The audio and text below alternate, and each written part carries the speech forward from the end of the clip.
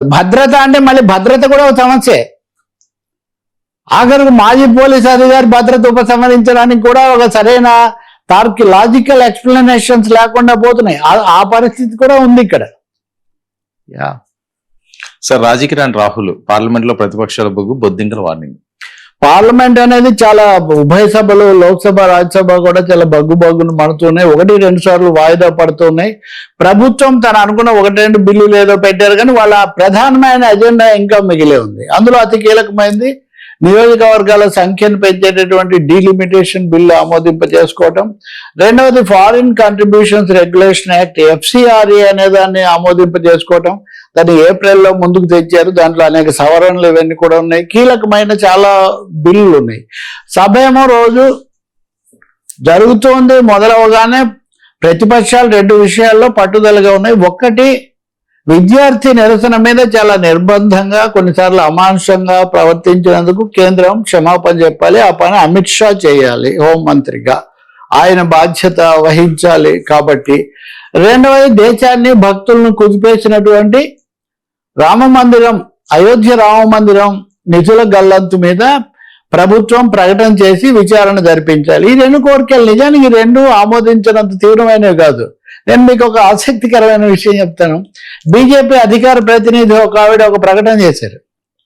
ఏమనంటే, ఆ బంకీపూర్లో ప్రశాంత్ కిషోర్ గెలవడానికి కారణం ఈ బొద్దింకల ఆందోళన లేదా విద్యార్థుల నిరసన జంజీ అని చాలా మంది అనుకుంటున్నారు. కాదు, రాముని డబ్బులు మనమే కొట్టేశాము అన్నటువంటి భావన బీజేపీకి వ్యతిరేకంగా చాలా ఎక్కువగా పనిచేసింది.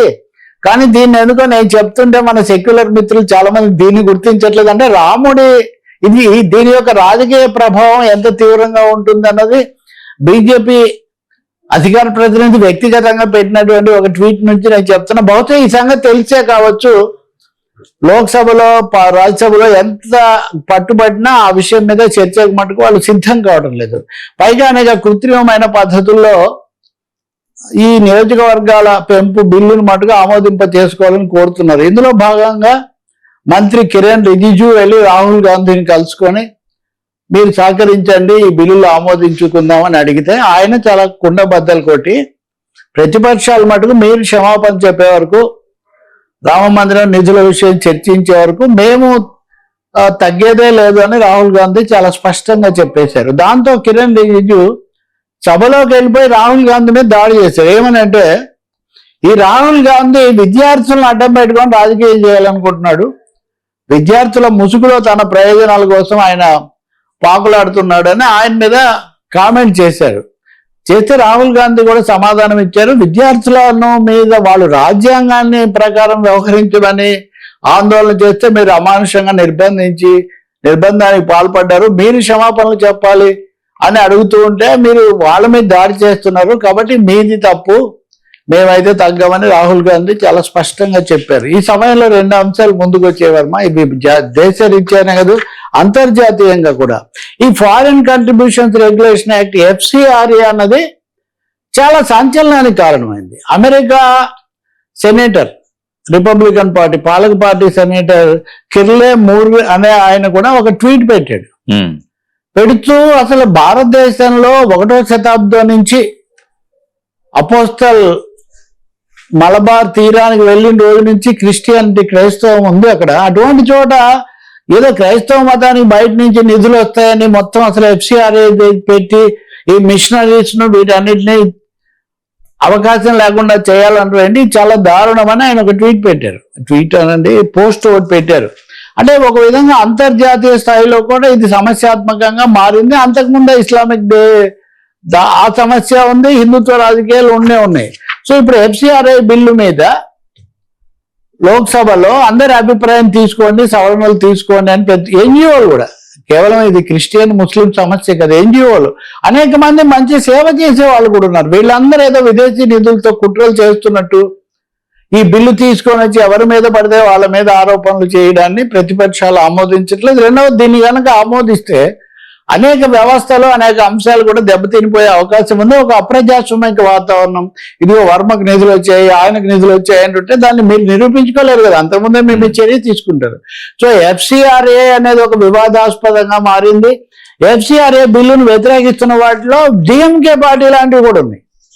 ఇప్పుడు DMK లాంటి వాటి మద్దతు ఉంటేనే ఈ నియోజకవర్గాల పెంపు బిల్లు ఆమోదం పొందుతుంది. కాబట్టి అటు ఇటు కూడా బీజేపీ, మోదీ, అమిత్ షాల ఈ ప్రభుత్వం ఒక తీవ్రమైన ఇరకాటంలో పడిపోయింది. అందుకోసం మనం దాడి అంతకంతకు పెంచుతున్నారు. ఎంత పెంచుతున్నారు అంటే మీరు ఆశ్చర్యపోతారు. మోదీ నిన్న 30 మంది పార్లమెంట్ సభ్యులకు ఒక విందు ఇచ్చారు. ఆయన దశల వారీగా ఒక్కొక్క బృందానికి విందులు ఇస్తుంటారు, డిన్నర్ ఏదో ఇస్తూ ఒక మాట చెప్పాడు, హెచ్చరిక చేశాడు. Delhi is a dangerous place. Delhi ఆయనే ఢిల్లీ పరిపాలకుడు, దేశానికి పాలకుడు ఆయనే. Delhi is a very dangerous place, be on alert. మీతో ఎవరు మాట్లాడుతున్నారో, మిమ్మల్ని ఎవరు కలుసుకుంటున్నారో ఒక కన్ను వేచి ఉంచండి, లేకపోతే మీకు తెలియకుండానే మీకు వ్యతిరేకంగా కుట్రలు జరుగుతాయి అని. అంటే ప్రధానమంత్రి గారే దేశంలో ఒక కుట్రపూరితమైన ఆందోళనకరమైన వాతావరణం ఏర్పడిందని హెచ్చరిస్తూ ఉన్నారు అనమాట. ఇది ఒక విధంగా ఇప్పుడు ఎన్డీఏ మైండ్ సెట్ను, లేకపోతే ఢిల్లీలో దేశంలో ఉన్న వాతావరణాన్ని తెలియజేస్తుంది. దీనికి తగినట్టే అభిజిత్ జిత్కే, ఈ CJP నాయకుడు, ఆయన ఒక మాట చెప్పాడు. చాలా మంది మేము రాజకీయ పార్టీ పెడతామంటున్నారు. మేమైతే రాజకీయ పార్టీ ఏం పెట్టము. రాజకీయ పార్టీలు అన్నీ కూడా తమ ప్రయోజనాల కోసం అనేక రకాలుగా చేస్తున్నాయి. అది కూడా మేము విమర్శిస్తాము. కానీ మేము అందరి మీద నిఘా వేసి ఉంచుతాము, అందరినీ కూడా పరిశీలిస్తుంటాము. ఎక్కడెక్కడ ఏ రంగాల్లో ఏం జరుగుతుందో చూస్తాము. మీరు యువత అంటున్నారు, జన్జీ అంటున్నారు, కానీ జన్జీతో మాట్లాడించట్లేదు. జన్జీకి మీరు అవకాశం ఇవ్వట్లేదు.